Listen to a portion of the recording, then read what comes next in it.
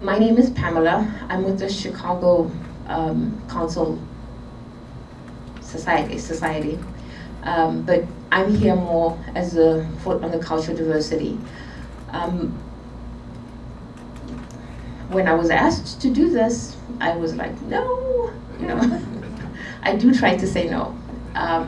But I felt that this is a good thing for me because as an immigrant, it was a difficult step for me to try and find how to acclimatize myself and fit into the American society.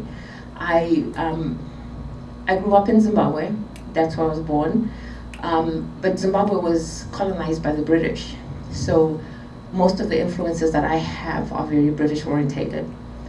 So British culture, British food that I can handle. Coming here, food was very different. So those are some of the things that I can say to you were big changes for me. And that's why for me, I think I can pick up quite easily when diversity and language comes into play.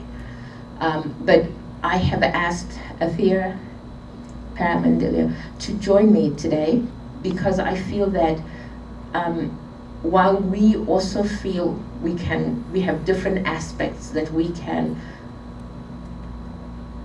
put into the conversation, we also want you to be part of the conversation, because I think that each one of us we have had our life experiences, whether you are Irish American, Italian, I think each one of us, are you from Dakota or are you from Indiana? I think the area that you grew up in has some sort of cultural differences that I think that if we all take note of what those differences are, we can be more competent in how we relate to each other.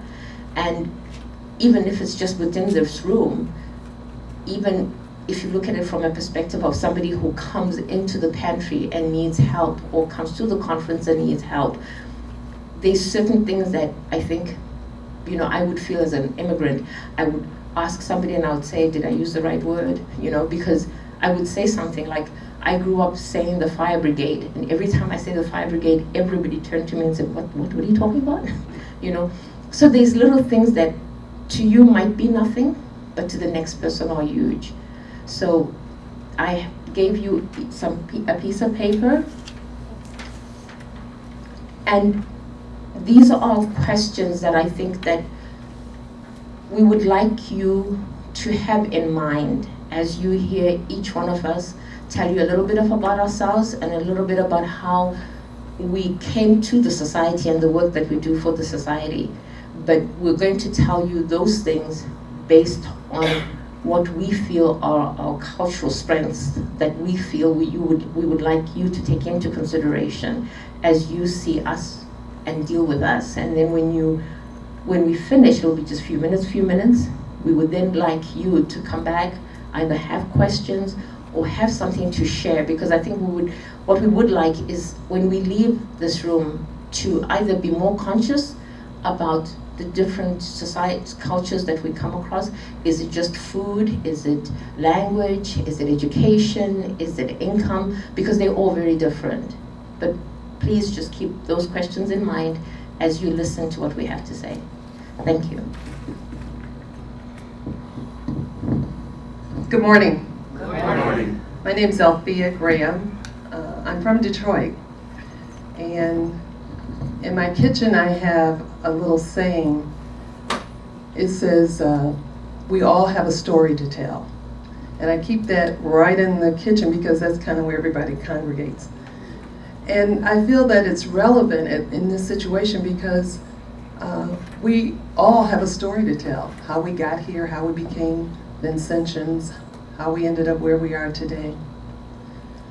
So I just want to tell you a little bit about myself. I am a convert. About 25 years ago, I worked for AT&T, and I got a call from someone that nobody could understand. And I said, well, let me see what I can do. So the person was from Nigeria, and I work in small business. And he had issues with his account. I work downtown Detroit, and so I ended up going over to his office. And that changed my life. Coming from Nigeria, he was a cradle Catholic, you know, a Catholic from the word go. But he asked me, he said, "Are you going to church?" And I said, "Well, sort of, kind of. You know, on some Sundays and some I sleep in." But anyway, he just invited me to come and see. Long story short, I became Catholic. He became my sponsor. And because he was a very devout, active Catholic, he says, "I want you to join St. Vincent de Paul." And I said, "Oh, okay, I'll work in the food pantry, and that works for me." Well, needless to say, I became the conference president, then I became district president, and now I'm the national secretary, which I will be ending that term very soon. But that, when I say it changed my life in the sense that it gave me a better understanding of the Catholic faith, Catholic people, white people, brown people, just people in general, because we're interacting with everyone. So my family said, because really the only thing I knew about Catholic was at the time President Kennedy, when he became president, you know, it was a big thing about being Catholic. So other than that, I didn't have any relationship with the Catholic faith. So that's why I know that so many things are, when we talk about divine providence and how things happen, for me to be at this point, at this time, and facing you as opposed to being on the other side, you know, sitting in one of those chairs, I know that's not me. So when we talk about diversity, the first thing, after being in my conference and after being the district president, all of that was very, you know, local, very comfortable, very routine. I understand the culture, the people, all of that. But I got a call one day from Roger Playwin, who was the CEO at National, and he says, "Althea, I want you to think about being the national secretary." And I said, "Well, what do I have to do?" He said, "Attend 4 meetings a year." I'm like, "Oh, okay, maybe I can do that, you know." Well, I talked to Sheila, and I said, because at the time I didn't know Sheila, and I said, "So what is it about me? I mean, how did I get to this point where, you know, I'm talking to you?" And I guess, you know, you never know what happens behind the scenes or whatever. Long story short, I became the national secretary. And I says, okay, when I got there and I looked at the board, and it was very intimidating, very scary, because there were all white people, except for Margarita Galindo, who was the Hispanic Latino VP for Hispanic Latino initiatives. So my question was, am I here to fill a quota? I mean, I'm black, I'm a woman, overweight, I mean, you know, pick one. You know, I mean, really, because at this point, it's like, you know, how did I get here? So that involvement, and so when I say how I got here, sometimes I think back, I don't know. But what I did was, I was able to talk about diversity in a very matter-of-fact way. Because sometimes, you know, we only know what our experience allows us to know. And that experience was, there isn't much diversity, we talk about it, but how important is it? You know when something is important when the money is behind it. I mean, I come from corporate America, and I know whenever we talked about whatever program it was, when you saw how much money they put behind that program, you knew it was important. So we started talking about, in the strategic plan, a lot of things that were happening. I got involved in the Multicultural Diversity Committee, which was a national committee. And really at this point, what we're doing is looking at the society really as an international organization. I'm the chairperson for the Extension Committee, and the Extension Committee really is about evangelization. You know, coming from a Baptist background, what was evangelization? You just talk about the good news. You just spread the good news. Well, we do a lot of evangelizing outside of the society, but I notice the internal, our gatherings are not very, sometimes welcoming, sometimes open, sometimes, when we're talking to one another, it's not as friends and neighbors. We treat our neighbors in need sometimes better than we treat each other. Not intentionally, but it's just, the culture. So what I've been able to do in this platform is start the dialogue. When we talk about the elephant in the room, sometimes it is about our biases, about, not intentionally, but it's our experiences. So until you actually see people of color, we can talk about it, we can write about it, but until you, a picture is worth 1,000 words. So I don't know what that picture looks like to you when you see 2, 3 women of color and on the panel, 3 women of color in leadership roles, talking about something that is affecting each and every one of us in our daily lives. Because as Vincentians, we're helping all kinds of people. We help ourselves when we interact with those folks because it allows us to have different experiences.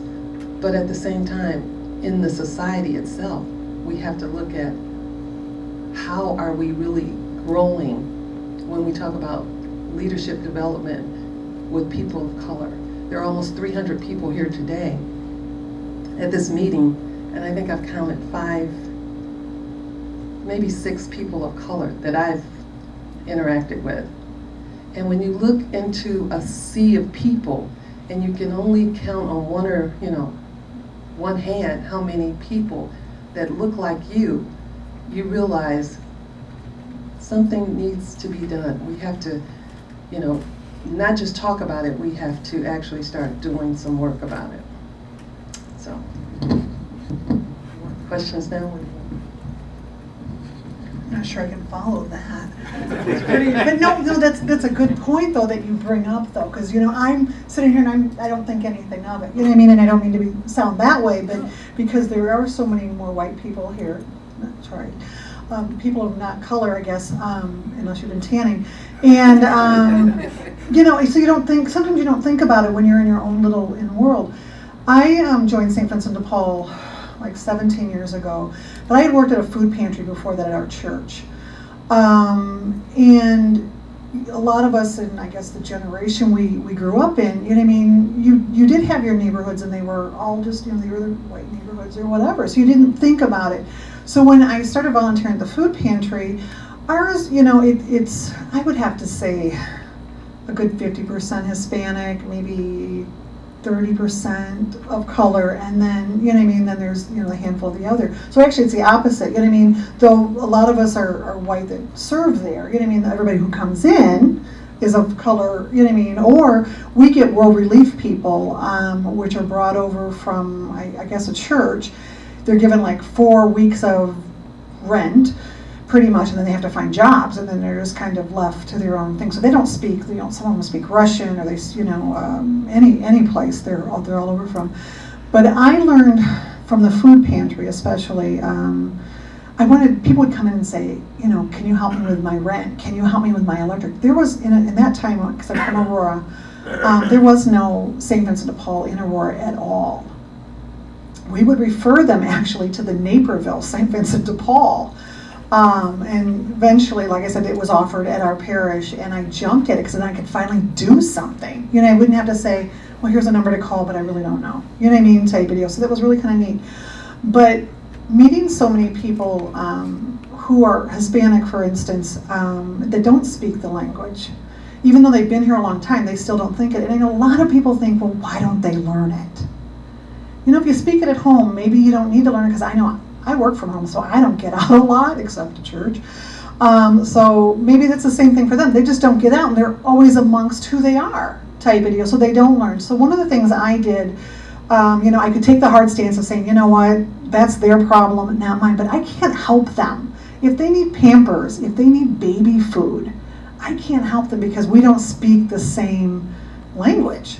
So I did take a conversational class at the local community college, and it was really nice because it was little, and it was a conversational Spanish, so she really kind of geared it to what you needed it for. We are fortunate in our conference that we have a couple people.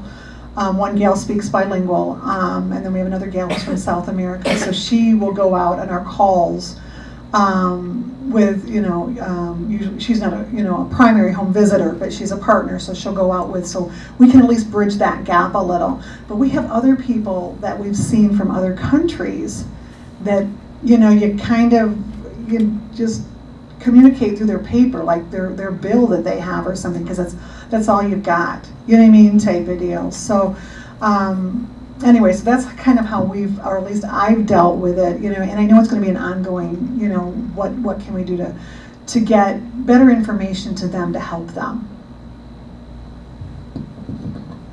Hello, my name is Delilah Alegria, and I was born and raised in Aurora, Illinois, which for any out-of-towners is about 20-25 minutes, south of here. And it's a primarily Latino population. I was raised in the east side of Aurora, which is extremely low income. It's about, I believe the census says it's about 70% low income. The entire school district offers free lunch to all of the students because of the poverty levels. And I do want to preface my little spiel with, I'm extremely terrified of public speaking, and this is an uncomfortable topic for me being a first generation Latino here. So just so you know, I think we just need to be aware that this is an uncomfortable topic for a lot of people, and it brings up a lot of anxiety for individuals because not only the current administration, and I don't want to get into politics or anything like that, but there's a lot of fear out there. And I think growing up, I knew a lot of fear as well as an individual. My parents came over, I want to say late 70s, early 80s. I was born in 83, and there wasn't a lot of resources available. So as a child, I was speaking to you guys from Minnesota, I was that child that was interpreting for my parents. And I remember going to the bank and I didn't know how to interpret rate. I didn't know what rate meant. So that's one thing that always stuck to me, what is rate? And now I know that it's tasa. And something that always resonates with me because it was something that I didn't know what to do. And just all those little hurdles and always being that poor child or that individual that always needed help, that family that always needed some kind of assistance. And when we went to the food pantry, I remember going to Holy Angels food pantry as a child and seeing how everybody was always so kind to us, and seeing that was the only time we got fruit roll-ups.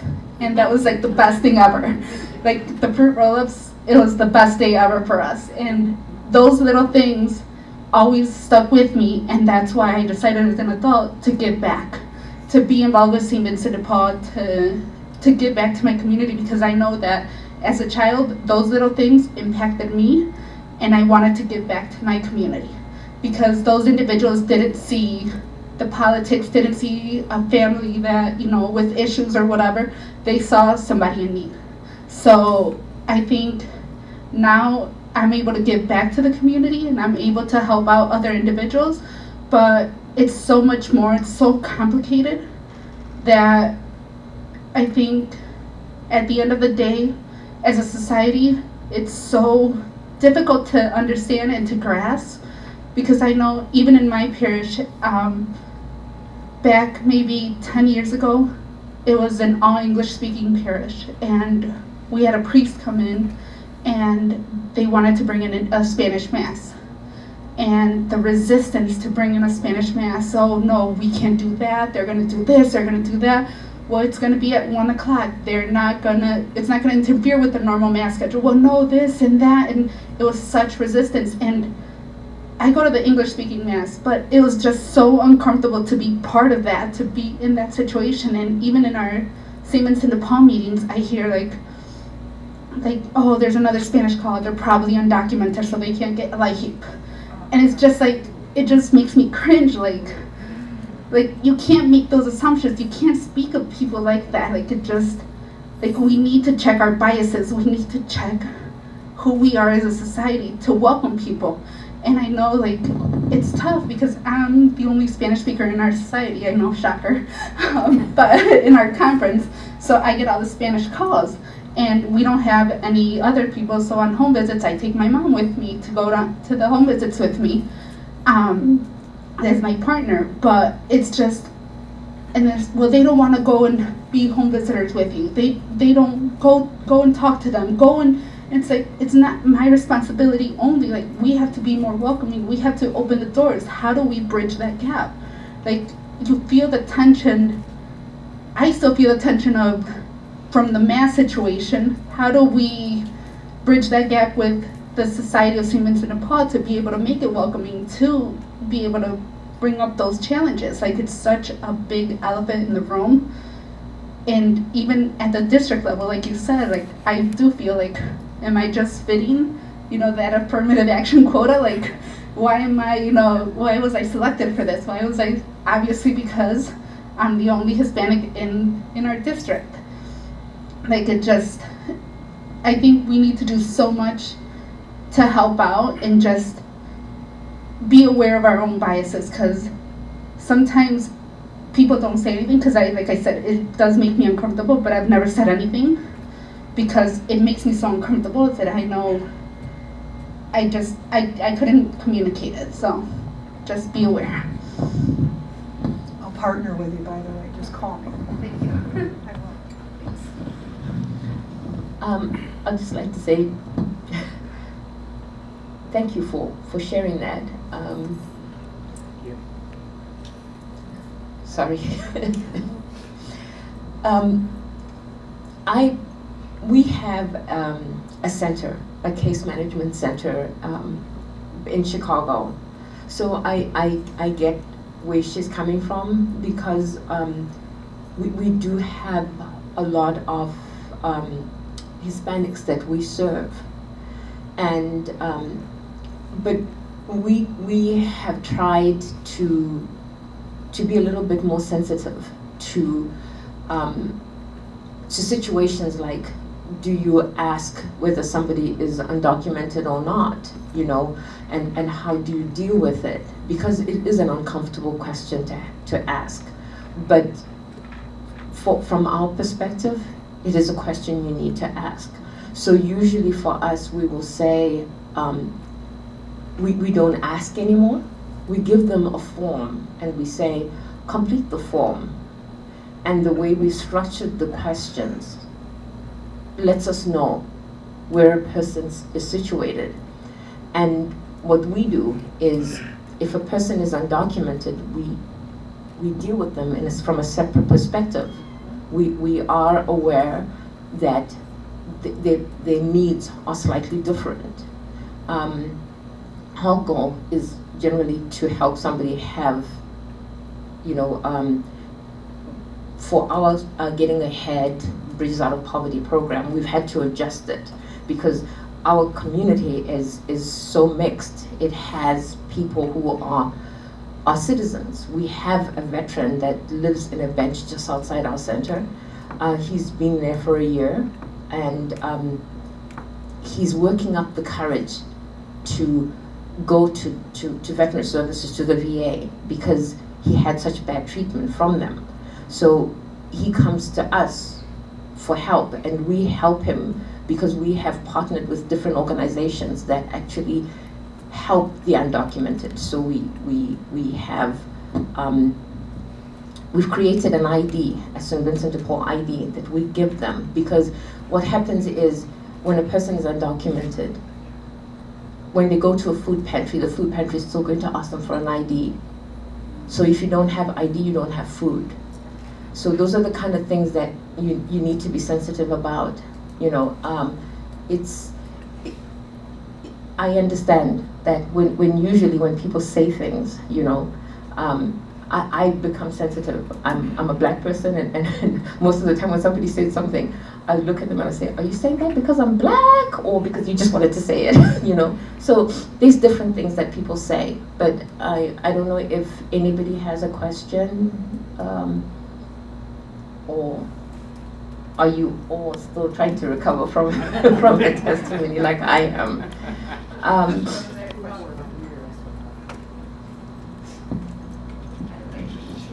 all right, I can talk loud enough.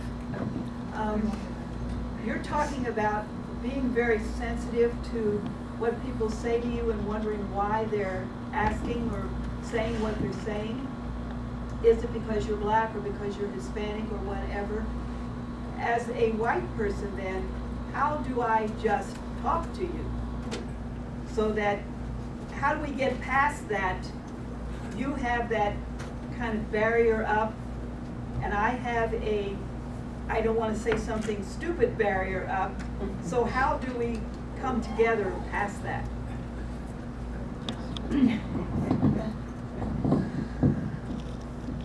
As a black person, an American black person, because my experience is going to be different from Pam's, who is coming from a different culture. But when white people look at Pam and I, they assume that we're alike. So I think sometimes as white people, as the dominant culture, you have to ask yourself, you have to do this, and as Vincentians, if we just say, I'm going to treat this person as a human being, we can make mistakes. My family says I'm just so nosy. I says, no, I am genuinely, honestly curious. So I can ask questions in a way that says, I'm not being nosy. I want to know. I'm interested. Teach me. And then when you approach people in a very human, authentic way, you don't have to worry about, am I doing this right? Am I, you don't, because people, once they know that you're honest and authentic about what it is that you're asking and how you're asking, I want to help you, but you have to teach me how to help you. The trust. I don't know. Trust. We can only build trust, and in these relationships, when we can leave those biases behind us. Don't assume because I'm a black person that whatever stereotype that you think that's what you bring to that conversation. Because sometimes what I find often, wow, you're different, you're the exception. No, your experiences have not been wide enough and vast enough to know that I'm not the exception. I really am not the exception. Everybody that I know and that I associate with is a lot like me. I think somebody out there had a question. Good morning. My name is Ana Vasquez, and I work at the Waukesha County store in Wisconsin.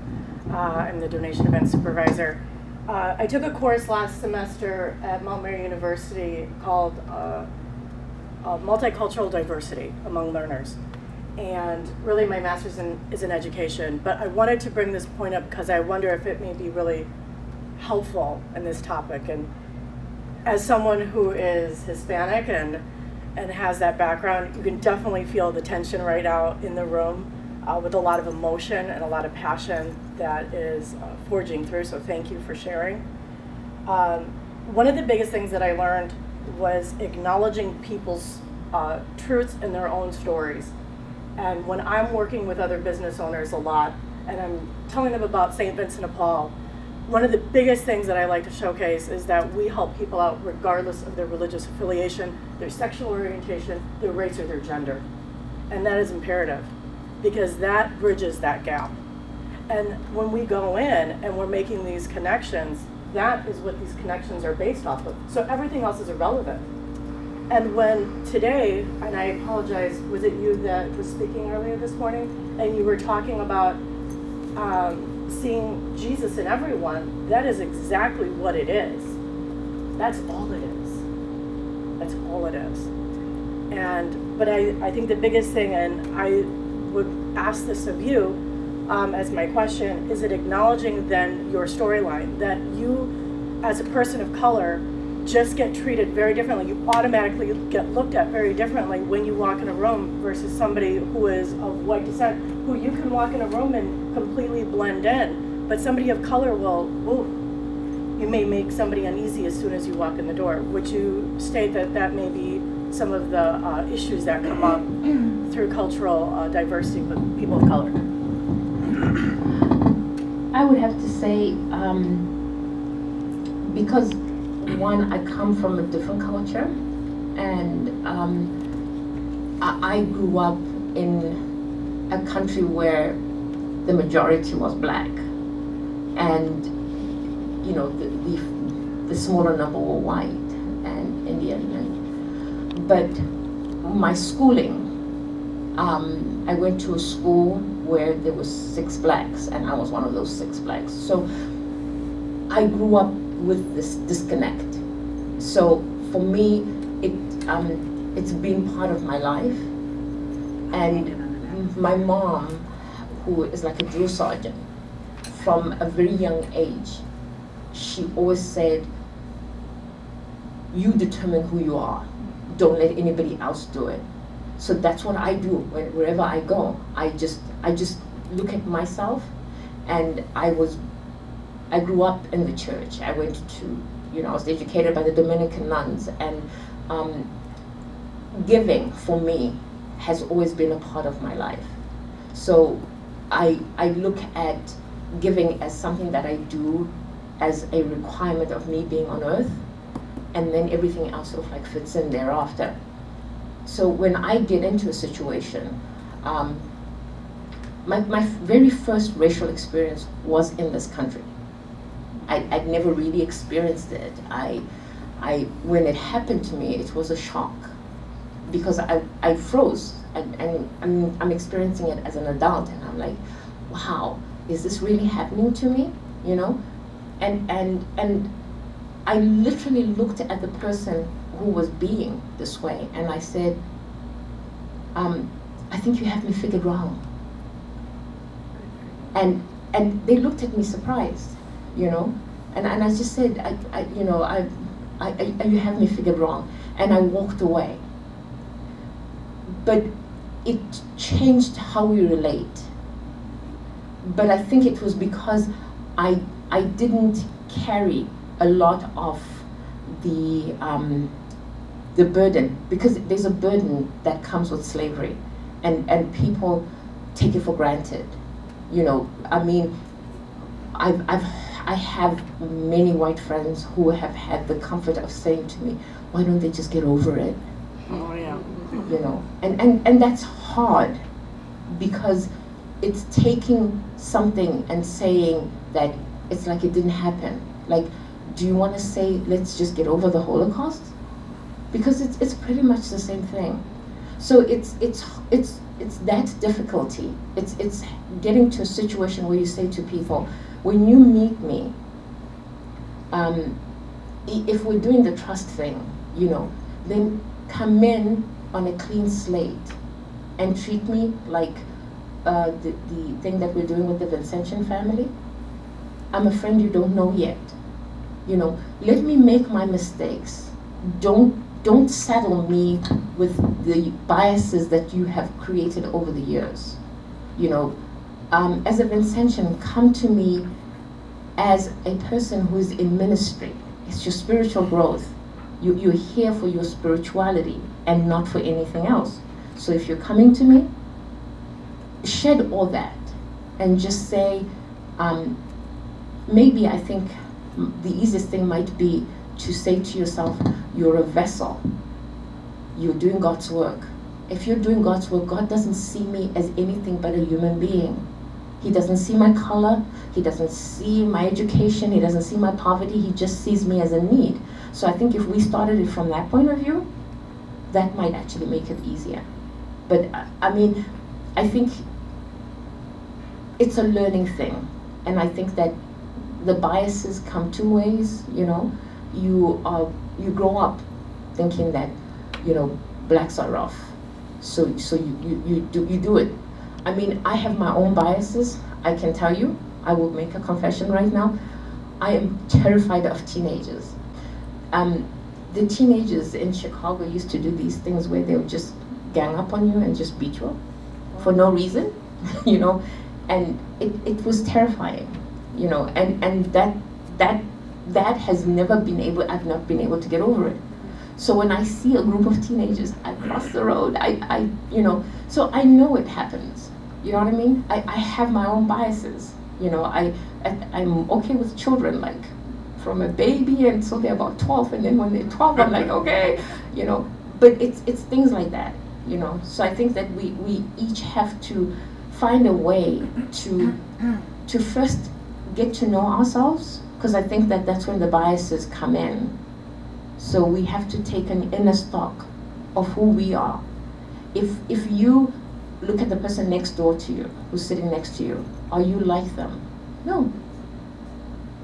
You know, are you more comfortable with the differences that they have with you? It's more because maybe because they're the same shade of skin than you, that you think that they're the same, but you don't know. But if you are willing to be accommodating to somebody because of the shade of their skin color, you know, maybe just a human being and just be that, you know, I don't know. Hi, my name is Kathy Jackson, and I'd like to make 3 comments. One, to Sheila, and she says, how do you approach those people? How do you know what to say? Be honest with them. I don't have a lot of experience working with people of color or talking to people of color. I might stick my foot in my mouth, but I'm asking you to help me and be patient with me. Everybody like the truth, you know, and just be open with them. One thing about diversity doesn't happen by chance. It requires a lot of work and a lot of open conversation. Don't be afraid to talk to you. Just today on the elevator, I'm the only black on the elevator and there's all these white people. And this white man says, how do you get your hair like that? My response is, it came from my parents. But he wasn't afraid to ask me, and I wasn't afraid to respond to him. You know, he truly wanted to know, how did I get my hair like this? Well, I'm sorry, I wake up every day and it's like this. I'm like, that's gorgeous. Gel in it. And also, you have to understand, just because of the color of our skin, we are treated different by society.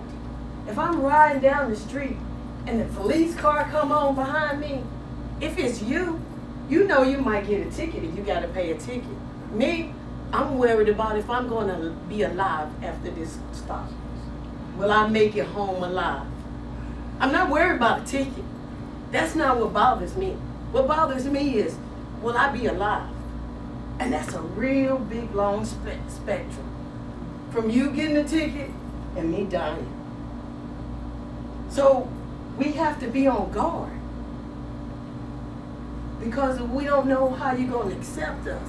And because people of color have been wronged and abused so much, we try our best not to make somebody else feel like that. So just be mindful. It's not just how you treat us, it's the whole society, and that's where the systemic change comes in. We have to change systems, not people. So that's all. I'm Nancy from Minnesota. Ed Kerner is my executive director, and I just joined maybe 3 years ago. Now I'm the vice president. I don't know how that happened, but I've known Ed for 15 years, and he always said to me, Nancy, you're the boots on the ground. He believes in that motto, boots on the ground. I said, what do you mean? He says, you're teaching faith formation to the Latinos. I don't speak Spanish, but these kids are teenagers, which I can relate to, and they're pouring out their hearts to me about things at home that I had no clue was happening. So Ed's helping me gather little readers like Dick and Jane, if everybody remembers Dick and Jane, to give to these 12 to 14-year-old kids to take home to their parents to teach the parents English. This is back in the late 90s. Well, this is progressing and this is progressing, and now I'm in a parish that has more Latinos than Anglos. 3 years ago I became a Vincentian. I'm starting to learn to put into work what I'm focusing on, and so many of them have pride. and pride is so important. They don't want to go to the food shelf because they have to show the ID. At Incarnation, where I'm at, we got a local lawyer who is a Catholic. We made picture IDs using the church's address, so now they can go to the food shelf. We now have got, we're very worried about deportation. It's happening in Minneapolis. We have, for instance, we're networking. We have a Latino family at this end of the block, not Catholic, has children. We have a Latino family at this end of the block that's Catholic. This one's legal, this one's not. We're having them meet each other, networking. If this family gets deported, the parents, what's going to happen to the children? The children can go to this other family. We're having the 18-year-olds, if you are a legal Minnesota Latino, the parents are giving up their parental rights to the 18-year-old adult child should the parents get deported. There's so much that St. Vincent is helping with, my church is helping with. We're networking with all of the other Methodists and Lutherans and having this happen, because I really like and appreciate what you're doing. And this is my first ever coming to something like this. But it's bringing into fruition for me, like I'm the baby down here and you're the grandparents. And I'm gonna glean from you all the education I can to take back to the street. Because that's where it's gotta happen, is a systemic change. That's all, thank you. About systemic change, one of the situations is that we are different cultures within the same culture because of our government setting up. I just saw on the front line, places where the blacks were marginalized and forced to live in an area, and they really were not allowed to move into areas unless it was through, like in the south side of Chicago, through what they call block busting. One family would move in and then another would move in. But during these transitions, there have been situations where, like relatives that I had, where a kid gets shot on the street corner, just standing there, where so that the antagonism exists, but the government, there was a housing plan in the United States to basically shelter black people only in high rises, like in Chicago, going down Lakeshore, Wentworth Avenue, down by White Sox Park. There would be all these houses, and it was in programs that were to assist people with mortgages. Black people were marginalized. They weren't given the same mortgages, that they weren't allowed to move into areas other than areas, even though this was a federal program. And in programs now today, where they're giving money, grant money, to build housing for people, it's mostly ends up white people and elderly, and then in areas the black people lose their homes because they destroy them. So the way our cultural diversity doesn't exist because we have had a long-standing program of keeping people separated through legislation and through the distribution of funding and through even educational grants. I think, you're absolutely right. What I'd like to speak to is Delilah, when she talks about having to take her mother with her on home visits. And that's the kind of a separation within the society that when we talk about extension and how can we, build our membership and leadership. And it's kind of ironic that if I'm in a district or I'm in, I've got several conferences, I can't find another person, a Caucasian Vincentian, to go on a home visit with me, because that would really introduce that person, the Caucasian person, to a culture in a very direct way. Direct. When we talk about direct services, we're going to do the home visits.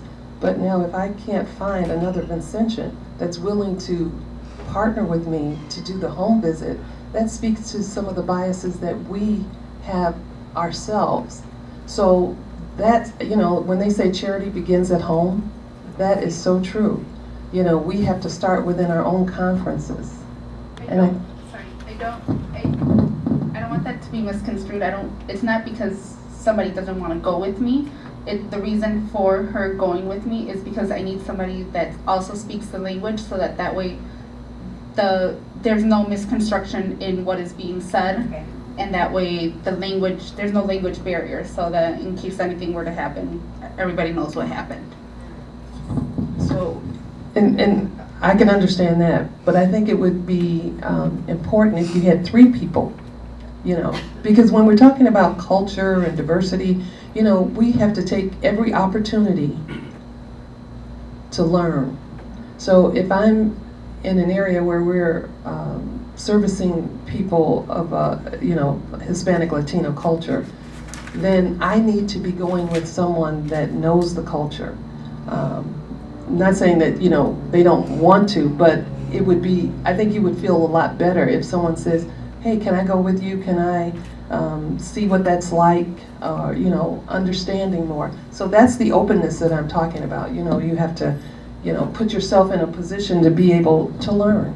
I think we need to educate our legislators more. You know, we're a voice amongst us, which is a big group, but we need to have something to send to our legislators and be in their face, because are they aware of what's really happening right here, right now? Some of them choose to turn their eye to it and keep them in the closet away. So the more, I feel, just be new at this, literature I can receive from national that says this healthcare law that you're thinking about is bad because of A, B, C, D, and bring it to their attention. That would give us as a group more power, I think, to help the government understand the need and really accept that there is changes that have to be made.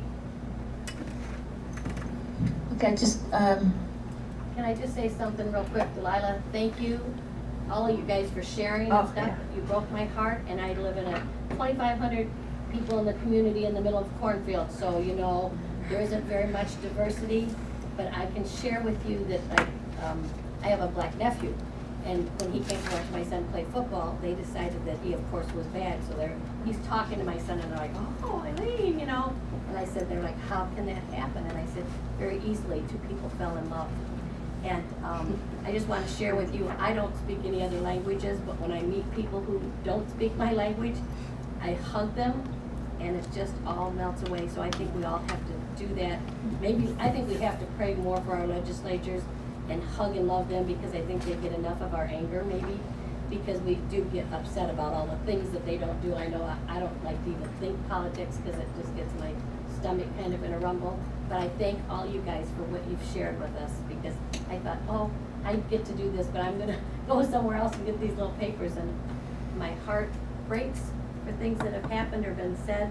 But I think, like you shared, Pam, we all have our other, you know, things that bother us. So thank you very much, everybody.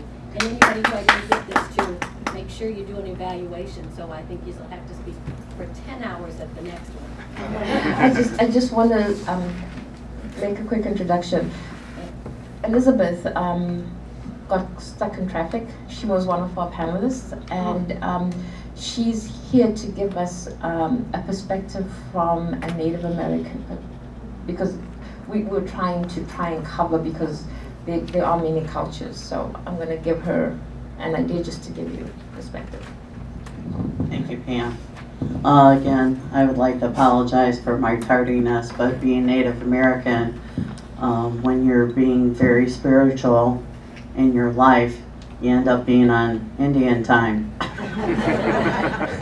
Sometimes you have a really great laid out plan for the day, and the great and Holy Spirit just says, nope, I got to go on someplace else, and time is never an issue. I've had it to where I was going to be late for work, and they talked about me, they were going to write me up kind of thing, and as I was driving, I ended up going a different way. And I'm like, I don't have time for this. I'm going to be late for work. The car stopped. I looked at this person and I said, oh, okay, hi, how you doing? You know, and then they start cheering and I said, oh, it was you I was praying for last night.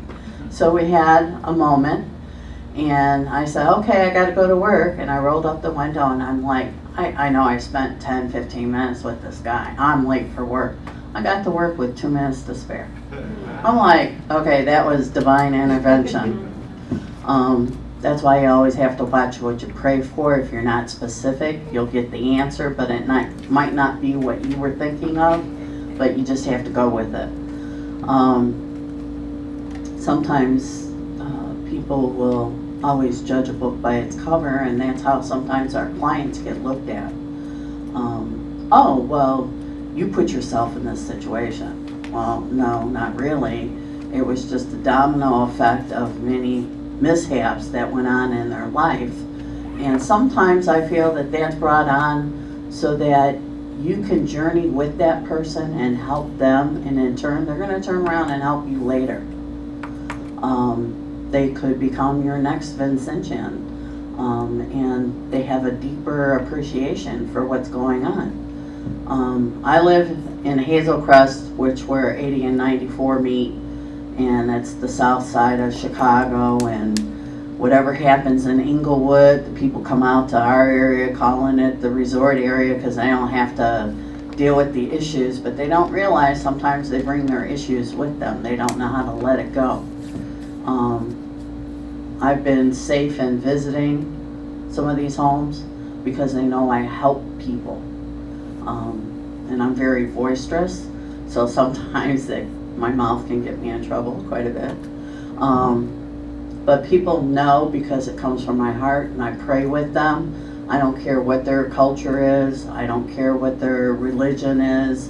We're here to help each other out. And God always leads me to where I need to be with these people. And I'll say, I'll come across them and we'll talk, we'll pray a little bit, and they'll say, how did you know?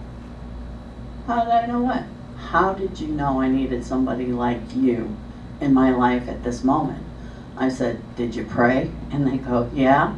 And I said, well, God answers your prayer. I said, but it's not for me to fix you. I'll walk with you. I'll help you on what you need to do to help yourself. Like they say, if I fish and feed you every day and I don't show you, you're always going to be hungry. But if I show you how to fish, you're then going to be able to feed yourself. You then, in turn, are going to help the next person. And that's where that compassion comes in, that society has given up on. Our legislators have forgotten about. They're in it for the money, they're in it for themselves, for their family. They forget who elected them. And I can speak this because I was an elected official. And I prayed to God, and I said, well, if this is what you want me to do, you'll make sure I get here. I got there and I'm like, okay, I am terrible with names, I am the wrong person to be elected, but they needed me. And when it came time for re-election, people were like, well, I don't know, if you're going to make it or not. And a lot of the people that were going to go out and vote, my older people, they were being intimidated to go vote. So they didn't vote. So I lost by 32 votes, and everybody said, well, you didn't make it in. I said, you know what? God had something else for me to do. I'm fine with that. Well, because I know their side of it, I can be in their face telling them, and there's no longer a gag over. You can't talk about that because it's in litigation. You can't talk about that because we're discussing it in closed sessions. And it's like, wait a minute, where's the transparency? You have to keep these people in transparency. And the problem I came up with was they want you to talk, they want you to get out there and help the people, but yet at the same time, they don't want you to bring up their dirty laundry that they throw up red flags all over the place about. And even though I get slammed down many a times, I pray about it. Sometimes I have to go native and go back to the reservation to get filled up in my spirituality. And they'll say, hey, let's go over to Vinny, let's go visit Vinny. I go, who's Vinny? The St. Vincent de Paul store. And it's like, oh, okay, let's go see Vinny. So when I became district president and I was helping the conferences, it's like, wait a minute, where's our children?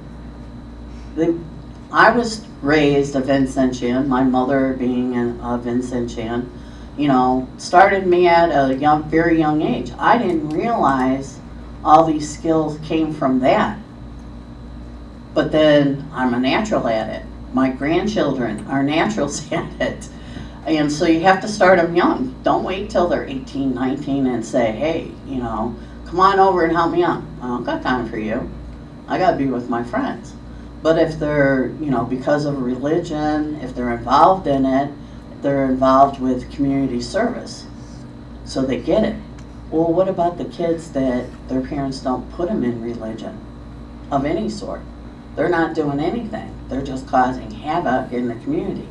I call that rattling the cage because they want to know what it is I have to do. Tell me. Don't flip and flop like a fish.